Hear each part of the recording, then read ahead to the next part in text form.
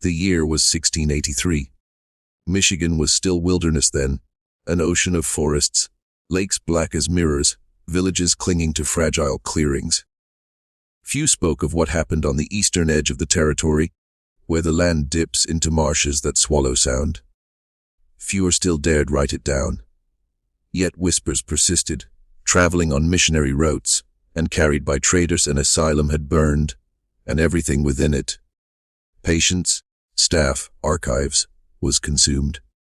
The curious thing, no official record ever named such a building.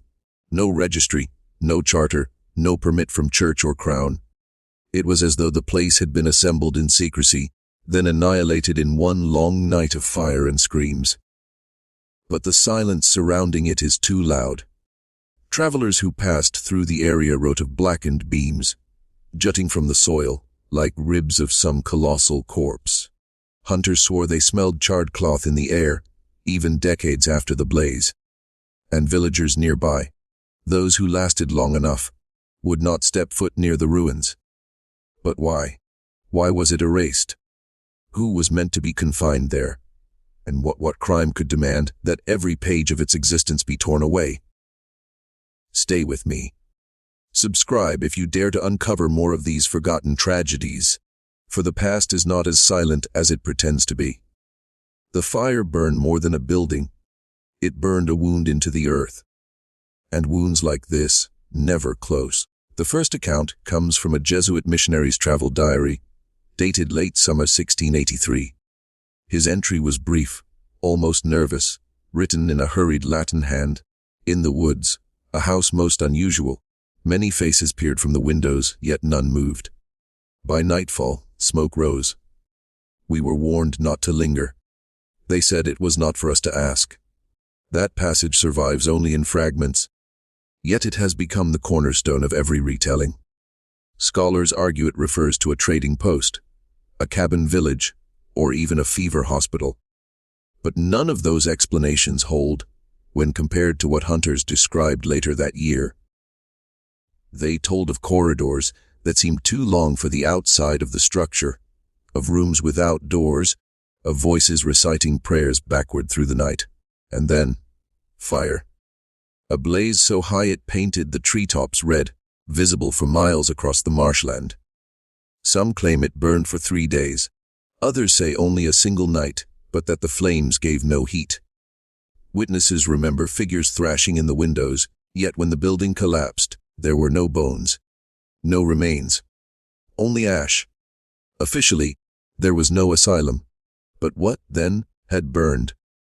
The question lingered like smoke in the air, twisting into every account, every rumor, every fearful silence. Some of the earliest French traders who ventured through the region recorded the ruins in their ledgers, though always obliquely. One line reads, "Past the black ground again. No trading possible. Natives warn us to move quickly. No one stays here after sundown." The black ground. That is what they called it, a place where the soil itself appeared scorched beyond recovery. No crops grew there. No birds landed in the branches above. By day, it was simply eerie, by night, unbearable. One trader swore he saw children standing at the tree line, their clothes hanging in ribbons, their faces lit by an invisible fire.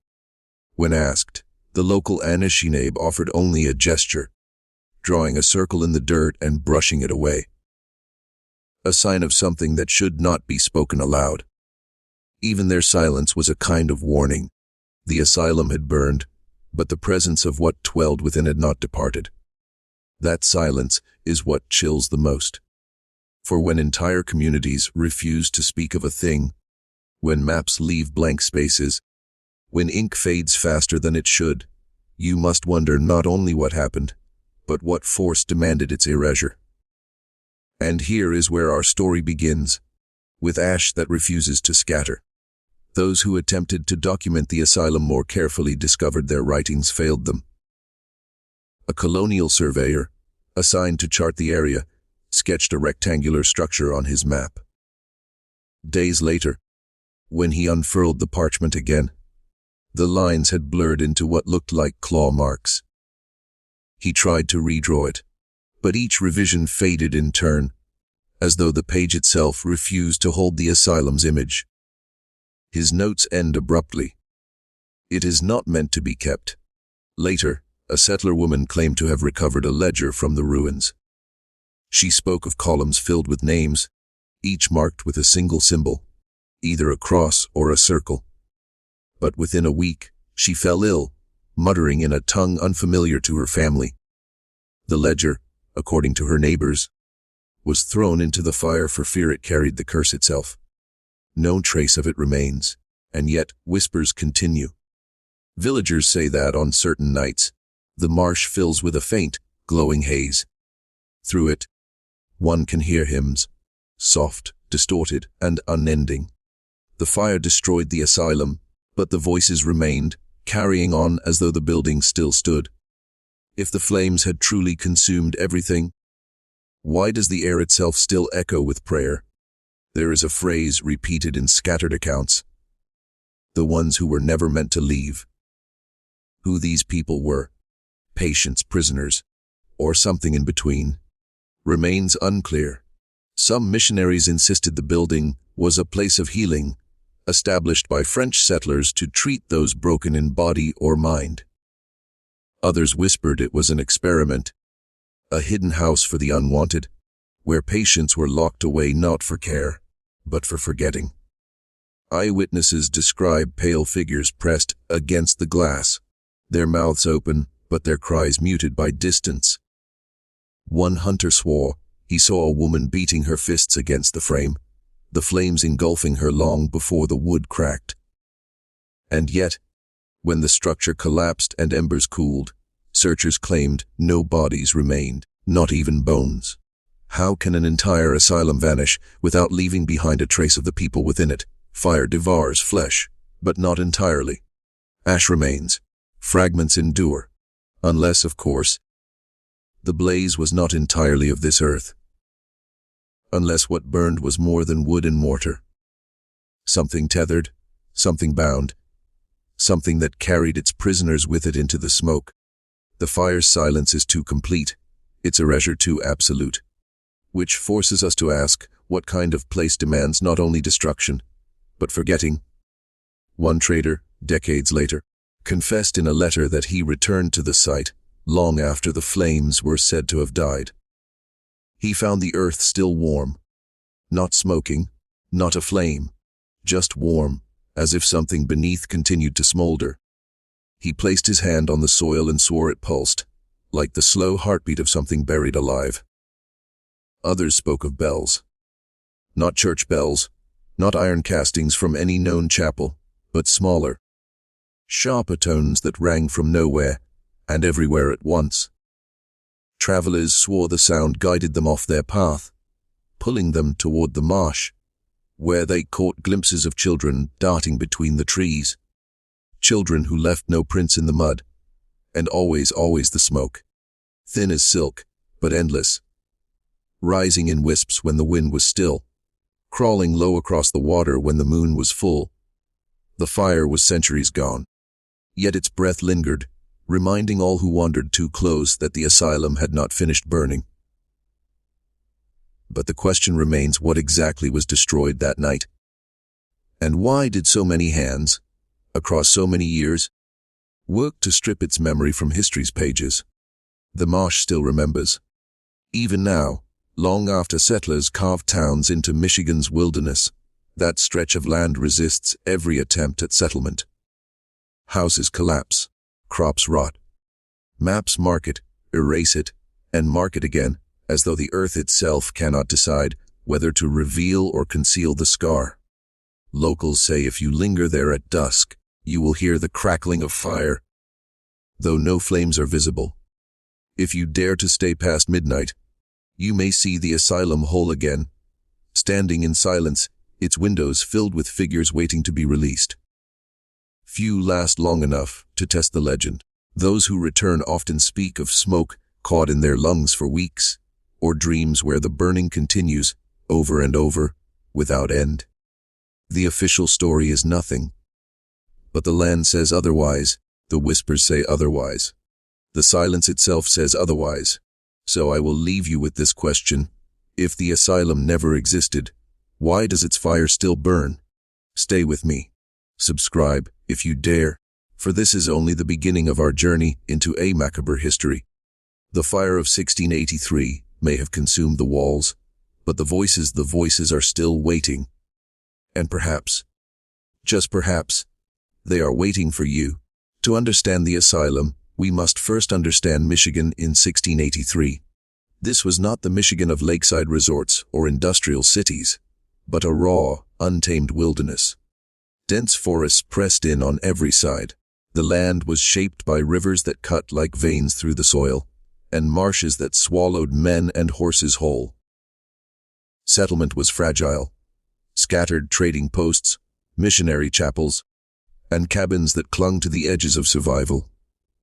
The French crown claimed this territory, yet in truth it belonged to the earth, and to the people who had lived here for centuries, the Anishinaabe, the Odawa, the Potawatomi. For them, the land was not empty, but alive, filled with spirits, histories, and warnings. To the Europeans, it was a frontier to be carved into maps, divided and tamed. Conflict between those visions bred silence and superstition. It is within this context that whispers of a hidden institution begin to surface. Officially, no charter exists for an asylum, yet certain records suggest something unusual was operating in the eastern marshlands. Mission logs mention a house of suffering. French trade documents reference supplies, grain, cloth, iron, delivered in quantities far greater than a single cabin or family would ever require. And then there are the diaries, brief but telling, of travelers who noted many windows in the forest, all facing outward, as if watching. The settlers called it a refuge. The locals called it a wound. And when the fire came, no one claimed it at all. The asylum was said to have been built near the Saginaw marshes, a place already burdened with uneasy reputation. Jesuit accounts described the wetlands as unholy ground, where voices carried strangely across the water, and the wisps messled travelers into endless circles. For native communities, these marshes were respected, but avoided, known as liminal ground, where the living might too easily cross paths with the dead. To build a house there, a house to confine the broken and unwanted, was to spit directly into the face of both belief and warning.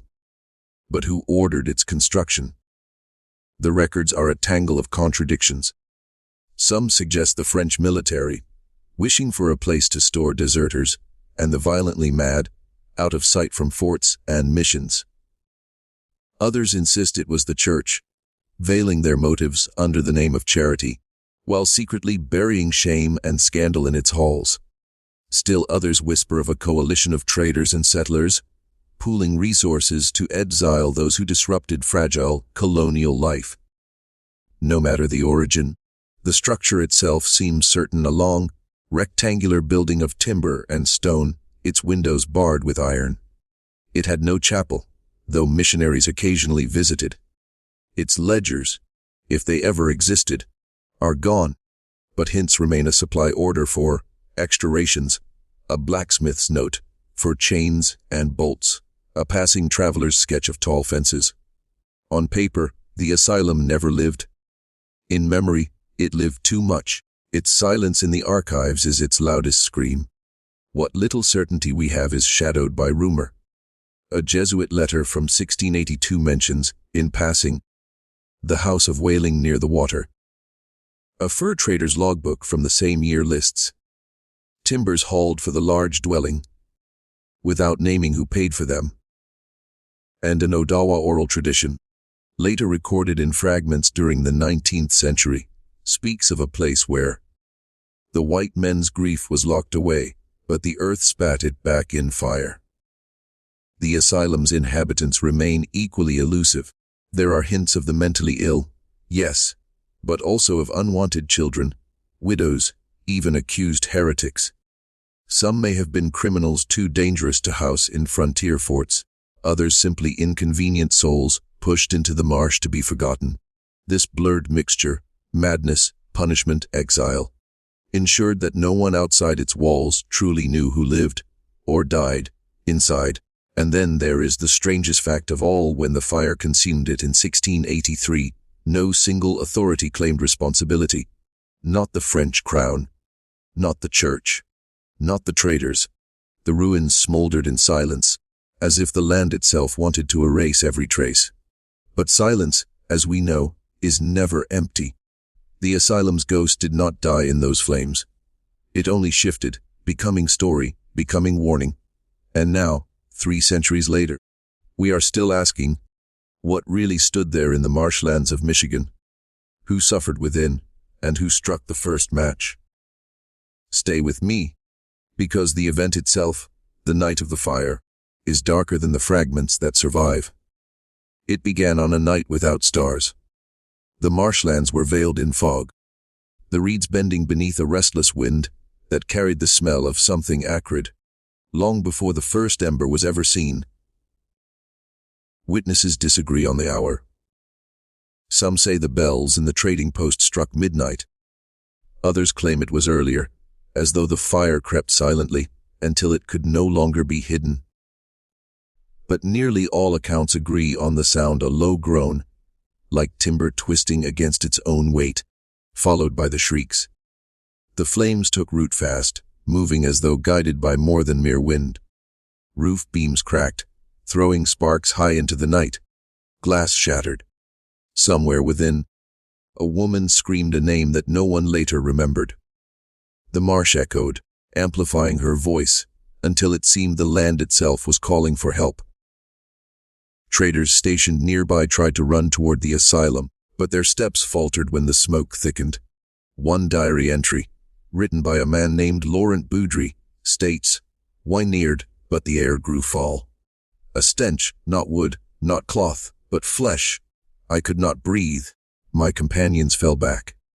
God forgive me, I too turned away." Yet others insist they saw shadows moving inside the fire, not consumed but dancing. Human shapes, unmistakable, though whether alive or spectral, no one could agree.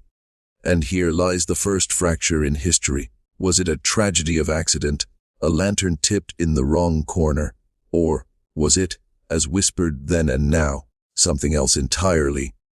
What do you think? Leave your thoughts below. I read every theory. The official reports, few as they are, suggest that the blaze devoured the asylum too quickly for rescue. Yet survivors, if they can be called that, told another story. A girl no older than 12 was said to have stumbled into the trading post at dawn, her hair singed, her gown torn. She spoke in broken French. "They locked us in. They locked us in." No one recorded her name. Some say she was taken away the next day, her account buried as quickly as it surfaced. Others described hearing singing beneath the roar of the fire. Not hymns, but a discordant chant, guttural and unholy, rising and falling like the voice of the marsh itself. An Ottawa hunter, watching from the tree line, swore that the chanting began before the fire was visible, and that it ended only when the roof caved in. The walls fell inward, not outward, as if the asylum were being swallowed whole. Witnesses wrote of flames that moved against the wind, curling back into windows rather than blowing out. One priest insisted that the blaze clung with purpose, as though it sought certain souls and spared others. When dawn broke, the asylum was ash and silence. No bodies were recovered in any official record. Yet several locals whispered that bones were found in the mud, blackened but unbroken, far from the ruins, as if the fire had flung them into the marsh. And still, the most chilling testimony came from a single page in a Jesuit ledger. They cried not to be saved, but to be released. From what? We dared not ask. But not everyone agreed on what really happened. By the time the marsh quieted, the asylum was gone. Only smoldering beams jutted upward, blackened teeth against a pale dawn sky. The reeds hissed as cinders fell into the water, smoke curling like restless phantoms. In the days that followed, confusion deepened. Some settlers insisted that dozens perished, yet no register of inmates was ever found. Others swore the asylum had been nearly empty, that only a handful of troubled souls remained within. Which was true, no one could say, perhaps deliberately. One haunting rumor lingered, that the gates of the asylum were bolted from the outside. If true, it meant not accident but execution. A forgotten trial document from Detroit decades later referenced a keeper who barred the doors and vanished. His name is unreadable, the ink washed out. But the implication is chilling: someone locked them in. Meanwhile, in oral traditions that survived among the Odawa and Ojibwe, the fire was remembered differently. It was not described as destruction, but as release. The earth took back what was bound in sorrow. One storyteller recalled in 1831, when pressed by missionaries. The marsh in this telling was not cursed but cleansing. Yet, whether punishment, accident, or ritual, the legacy of that night lingered in silence. No church bells tolled. No graves were marked. And the settlement rebuilt quickly, as though eager to pretend nothing had ever stood there. But stories resist erasure. Even now, the ruins are said to whisper when the fog rises thick, as if voices remain trapped in the reeds, calling always to be heard. What do you think happened in the marshes that night? Leave your theory below. I read every one. When the ashes cooled, so began the stories, and none of them agreed. The first and most respectable explanation was accident. French officials wrote in brief dispatches that a lantern, poorly tended, fell upon straw. Convenient. It required no conspiracy, no haunting, no guilt. A fire caused by carelessness, tragic but ordinary. Yet this explanation rings hollow. Why then were no bodies recorded? Why did no caretaker ever step forward to admit fault? Why did the official report vanish from colonial archives, leaving only scattered references? Others insisted the asylum had been built on unstable ground, its timbers rotted by marsh moisture, its foundations shifting. To them, the fire was inevitable, an act of negligence, a structure too flawed to last. But this theory falters too. If the asylum was so unfit, why fill it with the unwanted, the sick, and the inconvenient? Unless, of course, that was the very point. And then there was the story of the locked gates. Traders swore they saw iron bars twisted shut. A priest hinted that the keeper had vanished into the wilderness. If true, this meant murder. A cleansing of those deemed unsalvageable, carried out under the cloak of fire. But who ordered it? No name was ever tied to the act. No trial, no justice, only silence. Still darker were the whispers of ritual. Local tribes described the building as cursed from its foundation, claiming that settlers defiled sacred marshland to build it. Some said the fire was no accident but a summoning, an offering of flames to expel restless spirits. Others countered that it was the inmates themselves who lit it, their chanting not madness, but invocation. The papers called it negligence. But in the marshlands, people still lowered their voices to speak of that night, and what they said was never so simple. The ritual theory only deepens the shadows. One Jesuit missionary described, in a private letter, that he heard voices in cadence on the night of the fire, not cries of panic, but deliberate chanting.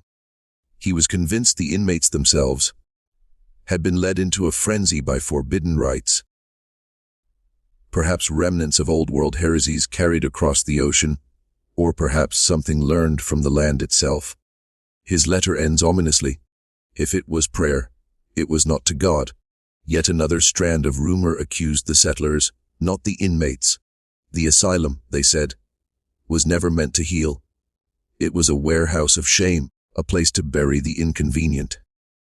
In that telling, the fire was a purge ordered quietly by those in power, eliminating debts and removing witnesses. The locked gates, the vanishing records, the lack of burials, all point to intent, not accident. But again, no names, no confessions, just smoke and absence. Then there are the hauntings. Traders who returned months later spoke of voices drifting through the reeds at night. Some swore they saw pale figures standing on the marsh's edge, watching silently, only to vanish when approached. Even into the 19th century, surveyors noted peculiar echoes around the site, as if sound itself warped there. Could it be guilt made manifest, or something older rising through the ground? But perhaps the most disturbing account came not from settlers or missionaries, but from the Odawa. In oral tradition, the asylum was seen as a violation of balance. It stood on a burial ground of forgotten dead, they said, and the fire was not destruction but correction. In this reading, the flames did not kill the inmates.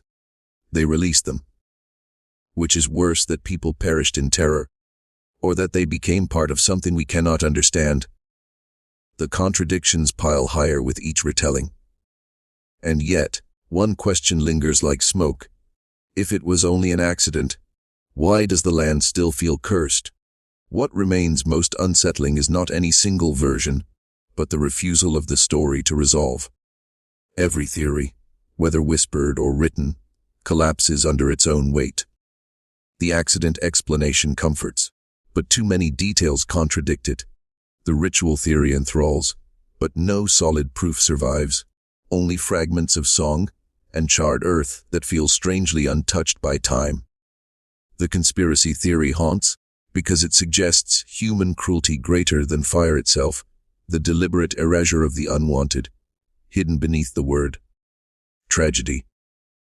And the haunting theory terrifies because it is ongoing, because it suggests that the asylum never truly ended that night, that its voices still echo for those who dare to listen. A 19th century antiquarian once wrote, after visiting the site, "The reeds lean inward as if in prayer, and the water holds reflections that do not match the sky." He was mocked for romanticizing ruins. Yet the description lingers, because it aligns with what hunters, traders, and travelers had quietly murmured for 2 centuries, that the land bends differently where the asylum once stood. Perhaps that is the truest account of all, not fire, not ritual, not malice, but memory itself refusing to rest. The marsh remembers, and memory can be more merciless than flames. The papers, of course, printed only what soothed the public, but the locals kept another truth alive in whispers. They were not burned, they were taken. And here, perhaps, is the real horror, that no matter which version you choose to believe, someone, somewhere, made sure the silence endured. For decades after the fire, the marsh was avoided. Hunters skirted the reeds, traders crossed by longer routes, and missionaries spoke of the ground only in euphemism. The place of smoke, they called it. Even when the ruins had sunk into the mud, the silence clung. The few who wandered too close told unsettling stories. One man, a trapper, claimed he heard children's laughter drifting across the water at dusk, though no settlement lay within miles. Another swore he saw a light, like a lantern, moving through the fog where the asylum once stood. He followed, thinking it a lost traveler. But the light vanished, and when he returned to camp, his boots were wet to the knees, though he had never stepped into water. By the early 18th century, the site was marked only by half, rotted posts jutting from the muck, like ribs breaking through flesh. A priest who visited in 1710 wrote, "The air was foul, heavy, as if infused with breath long expired. I would not permit my men to tarry." He never returned, but the memory persisted, in whispers, in rumors carried from village to village, from one generation to the next. It became less a place and more a caution, a reminder of something best left unspoken. And yet, as time passed, people could not resist returning. Human curiosity has a way of circling ruins, as if compelled to touch the wound. Stay with me, because the haunting did not end with the flames. It only changed form. By the mid-18th century, the asylum had already slipped into the category of folklore. Children were warned never to wander into the marsh after dark. Mothers whispered, The fire still eats the lost. Hunters avoided setting traps nearby, fearing their game would spoil, as if the land itself poisoned meat. When surveyors came in the late 1700s, charting Michigan's wilderness, they noted an odd blank on their maps. Ground unstable. No settlement possible. Yet several also scribbled private notes of unease. One described a sound like weeping reeds. Another recorded that his compass spun wildly when held near the ruins. These reports were never published, but the fragments survive in margins, suggesting even the rational eye could not quite explain the place. The 19th century brought new fascination. Antiquarians, obsessed with ruins and forgotten histories, trekked into the marsh to seek relics of the asylum. Few claimed to find artifacts, but nearly all wrote of a presence. A scholar in 1826 declared, "The soil breathed warm beneath my boots, though snow lay everywhere else." Another wrote in 1842, "It was as though the earth still smoldered, centuries after the fire." By then, the asylum had become a legend of contradiction. To some, it was a tale of cruelty, settlers erasing their own sins. To others, it was divine punishment.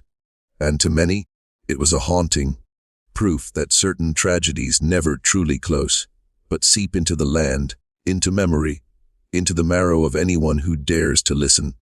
And so the marsh endured, both place and myth, never entirely abandoned, never truly reclaimed.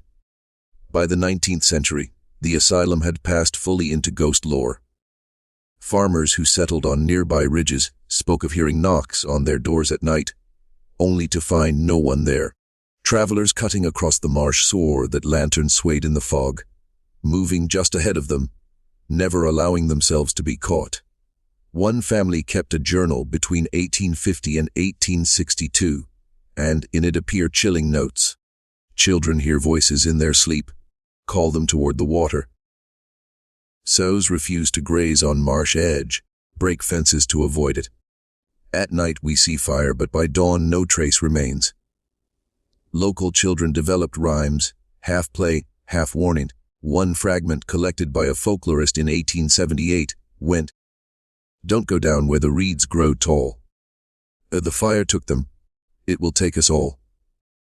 Such verses suggest the legend had embedded itself deeply, becoming part of daily life. Ghost hunters of the Victorian age also sought the site, drawn by its reputation. An 1883 pamphlet breathlessly reported, "The ground where the asylum stood is hot to the touch, though frost grips all around." Another investigator claimed to hear a chorus of many voices whispering the same word, "release." But the most enduring folklore was not of ghosts seen, but of whispers heard. The marsh was said to speak directly to those who lingered, sometimes in cries, sometimes in laughter, and sometimes in languages no one recognized. Even those who doubted the supernatural admitted something uncanny clung there. Rationalists, skeptics, and even scientists left notes tinged with unease, as though unwilling to dismiss what so many had sworn to feel. As the 20th century approached, the asylum slipped into obscurity, but never completely vanished. Local histories often omitted it, dismissing the tale as rumor, while county records made no mention of its existence at all. Yet the silence itself was suspicious. Why would officials so carefully avoid even acknowledging the ruin? In 1907, a group of amateur historians attempted to locate the exact foundations. Their report, published in a small Michigan periodical, admitted failure. "We found no stone, no wood, no artifact. And yet we all felt it. That dread, that weight. A place that should be only mud became instead a wound in the earth." Within a year, that periodical ceased printing. Some claimed financial troubles. Others whispered of pressure from higher authorities.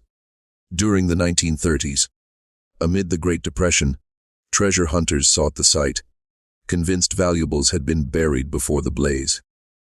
None are known to have found anything. A few never returned at all. The official explanation was drowning accidents.